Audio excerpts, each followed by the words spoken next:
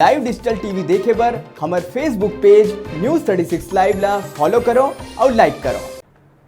राज्य सरकार द्वारा किसान मन ला धान खरीदी के 2500 समर्थन मूल्य में धान खरीदी के घोषणा के बाद ए बछर किसान मन के धान खरीदी 15 नवंबर ले ही चालू हो जाही, जेकर बाद बलौदाबाजार जिला में 86 प्राथमिक सहकारी समिति के अंतर्गत 149 खरीदी केंद्र बनाए गए हैं।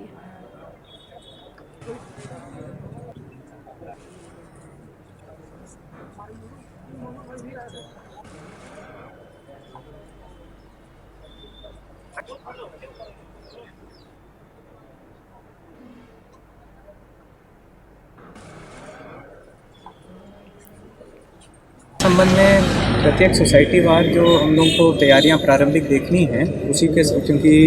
31 तक आखिरी होना है, इस महीने की 31 तक आखिरी है, तो उससे पहले सोसाइटी वार जो तैयारियां की गई हैं तो कुछ जो विसंगतियां सामान्य रूप से हर सोसाइटी में आती है उसमें राजस्व अमला और सोसाइटी के बीच में जो समन्वय होना है